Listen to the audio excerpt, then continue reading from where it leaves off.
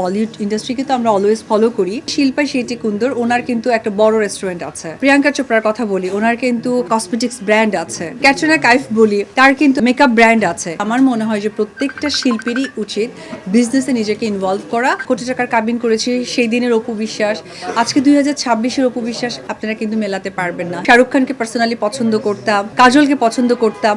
আমাকে আপনারা যখন স্ক্রিনে দেখেন তখন আমাকে হয়তো সুন্দরভাবে দেখেন। একটা সময় আমি আমার ফেস নিয়ে অনেক বেশি সাফার করেছিলাম। আসলে আমার কাছে মনে হয় কি, আমরা যেহেতু চিত্রনায়িকা, চলচ্চিত্র জায়গাটা একটা সময় গিয়ে না আসলে আমাদের অফ করে দিতে হয়।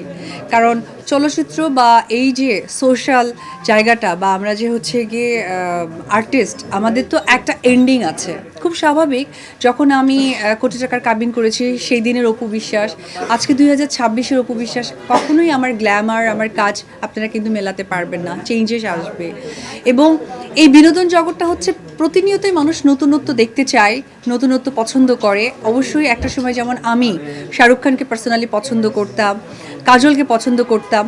কুছ কুছ হোতা হে সিনেমা দেখেনি এমন কোনো কেউ নেই, দিললে দুলহন লে যায়েঙ্গে এমন কেউ নেই, বাট তারপরে কিন্তু আমরা এসে কৃতি সানানকে দেখতে চাই, সারা আলী খানকে দেখতে চাই।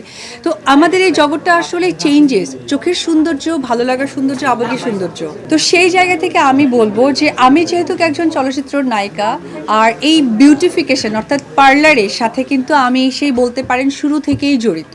এই কারণ আমি আমার প্রফেশনটাই যেহেতু মেকআপ ওরিয়েন্টেড, স্কিন ওরিয়েন্টেড। কারণ আমাকে আপনারা যখন স্ক্রিনে দেখেন তখন আমাকে হয়তো সুন্দরভাবে দেখেন, আবার যখন মেকআপ ছাড়া অনেকে দেখেন তখন আমি কিভাবে স্কিন কেয়ার করি, মেনটেন করি।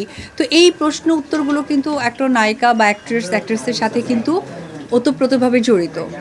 আর সব থেকে ইম্পর্টেন্ট ব্যাপার হচ্ছে যে আপনারা জানেন যে একটা সময় আমি আমার ফেস নিয়ে অনেক বেশি সাফার করেছিলাম।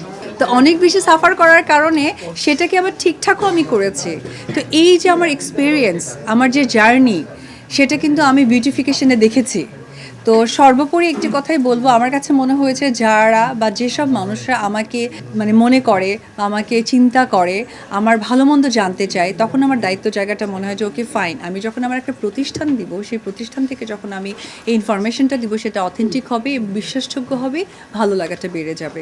পাশাপাশি অবশ্যই আমি যে কথাটা আগে বলছিলাম যে একজন চিত্রনায়িকার জন্য কিন্তু বিজনেস অনেক বেশি ইম্পর্ট্যান্ট, সেটা তাদের ভালো লাগার জায়গা থেকে। আপনারা দেখবেন যে দেশের বাইরে, বিশেষ করে বলিউড ইন্ডাস্ট্রিকে তো আমরা অলওয়েজ ফলো করি।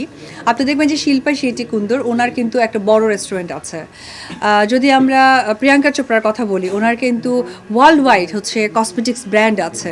আমরা যদি ক্যাটরিনা কাইফ বলি, তার কিন্তু আপনার মেকআপ ব্র্যান্ড আছে। তো এটা অ্যাকচুয়ালি যার যা অ্যাবিলিটি, যার যে স্পেস, সেই জায়গা থেকে আমার মনে হয় যে প্রত্যেকটা শিল্পীরই উচিত বিজনেসে নিজেকে ইনভলভ করা, যে যে এক্সপিরিয়েন্সটা নিয়ে আসছে। তো আমার আসলে এই বিজনেস দেওয়ার পেছনে বলতে পারেন আমার এক্সপিরিয়েন্স, ভালো লাগা, আমার যেসব ফলোয়ার আমার সিনেমাতে অলওয়েজ দেখেছে, স্ক্রিনে দেখেছে, তারাও কাছাকাছি পাশাপাশি আমাকে দেখা, ইন্সপায়ার হওয়া, সেখান থেকে আসলে বিজনেস রান করা।